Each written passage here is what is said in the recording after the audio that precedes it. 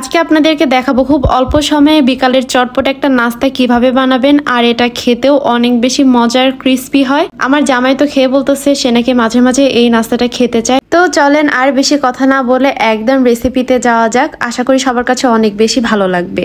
এই নাস্তাটা বানানোর জন্য প্রথমেই লাগবে হচ্ছে ময়দা, তারপর সামান্য পরিমাণে চিনি, সামান্য পরিমাণে লবণ, এটা আপনারা আপনাদের স্বাদ মতো দিয়ে নিতে পারেন। তারপরে কিছুটা পরিমাণ তেল দিয়ে সুন্দর করে আটাটা মেখে নিতে হবে। যতক্ষণ না পর্যন্ত আটাটা সুন্দর মতো দলা পেকে আসবে সেই পর্যন্ত মেখে নেবেন। তারপর আটা যখন এরকম মুঠো হয়ে আসবে সেই পর্যায়ে আপনারা একটু একটু করে পানি দিয়ে আটা সুন্দর করে মেখে নেবেন। এটা তেমন কোনো আহামরি কোনো কঠিন কাজ না, জাস্ট আপনারা একটু দেখলেই পারবেন। আর একদমই খুবই অল্প সময় লাগে, বিশ্বাস করেন মাত্র 5-10 মিনিটের মধ্যে এই জিনিসটা বানিয়ে ফেলতে পারবেন। এই তো এখানে আমার আটার ডো বানানোর রেডি, অনেক সফট হয়েছে তেল দেওয়ার কারণে। নেক্সট এখন চলে যাব ভেতরের পুর রেডি করার জন্য। এখানে আমি সেদ্ধ আলু নিয়েছি, সেদ্ধ আলুটা ম্যাশ করে নিয়েছি, সেটা আর আপনাদের ক্যামেরাতে দেখালাম না। ম্যাশ করা আলুর মধ্যে কিছুটা পরিমাণে পেঁয়াজ, মরিচ, তারপরে জিরার গুঁড়া, মরিচের গুঁড়া, আর যেটা মেইন পার্ট সেটা হচ্ছে নুডলসের মশলা। এই নুডলসের মশলা দেওয়ার পরে এটা স্বাদ আরো দ্বিগুণ বেড়ে যায়। যাদের বাসায় মশলা থাকে না তারা এরকম এক্সট্রা মশলা কিনে নিয়ে এসেও অ্যাড করে বানাতে পারেন।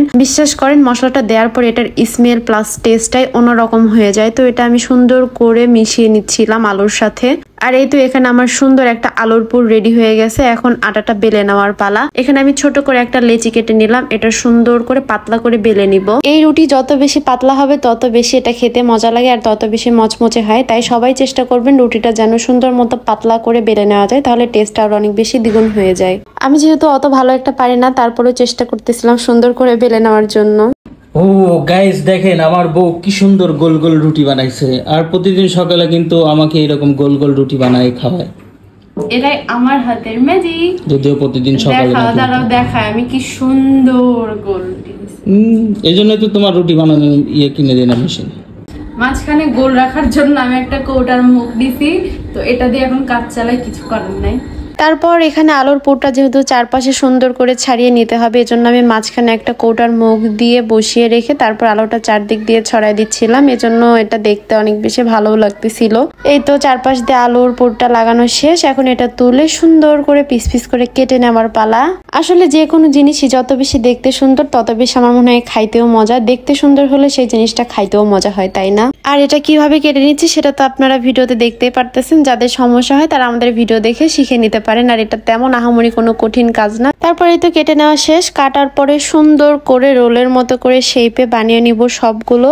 যারা একদমই নতুন রাঁধুনি আছেন তারা কিন্তু চাইলে এই আইটেমটা ট্রাই করতে পারেন। একদমই অল্প সময় আর একদমই অল্প কিছু উপকরণ লাগে আর অনেক সহজ, তো অবশ্যই ট্রাই করতে পারেন। এই তো দেখতে দেখতে এখানে আমার সবগুলো বানানো রেডি, আর দেখতেও অনেক বেশি সুন্দর লাগতেছিল। কিউট কিউট ছোট ছোট গোল্লা গোল্লা লাগতেছিল। এখন এটাকে ভেজে নেওয়ার পালা। তো আমি কিচেনে চলে আসলাম, আস্তে আস্তে করে এটা ভেজে নিব। আর এটা একটু লো হিটে দিয়ে ভাজবেন, তাহলে দুই পাশটা সুন্দর মতো মচমচা হয়ে যাবে। বেশি জোরে হিট থাকলে এটা পুড়ে যাবে, এই কারণে একটু লো হিটে দিয়ে সবগুলো সুন্দর মতো ভেজে নেবেন। বিয়ের পর থেকে আমার এই স্ন্যাক্স টাইপের আইটেম গুলো ট্রাই করতে অনেক বেশি ভালো লাগে। যদিও অনেক বেশি গরম ছিল, তবু আমার কাছে যে কোনো জিনিস দেখলেই মনে হয় যায় আমি আগে এটা ট্রাই করি, খেয়ে দেখতে হবে এটার টেস্ট কেমন। তবে আসলেই এটা সত্যি একটা রিভিউ দিচ্ছি, অনেক বেশি টেস্ট হয় যদি আপনারা পারফেক্টলি সবকিছু সুন্দর মতো বানাতে পারেন। আর এই তো দেখতে দেখতে আমার বানানো শেষ। এটার লুকটা কেমন হয়েছে সবাই কিন্তু অবশ্যই কমেন্টে জানাবেন। আর এখন আমি আমার জামাইকে দিব, তার রিভিউ নেওয়ার পালা। দেখি সে খেয়ে কি বলে। বেশি গরম না তো আবার? না, মাত্রই তো ভেজে নিয়ে আসলাম, দেখো। বিসমিল্লাহ।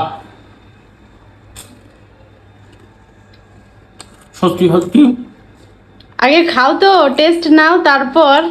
আচ্ছা আমি রিভিউ দেখ, সত্যি রিভিউ দিচ্ছেন। ওকে। মোচমোচা, হ্যাঁ, কামড় দেওয়ার সাথে সাথে ভিতরে নরম। তুমি কি ফুড ব্লগার হয়ে গেল নাকি? ফুড ব্লগিং করতেছি ধরো। একটা ঝাল মশলা মানে সব মেলায় সুন্দর হয়েছে। অরিজিনালি মানে সিরিয়াসলি বলতেছি সুন্দর হয়েছে।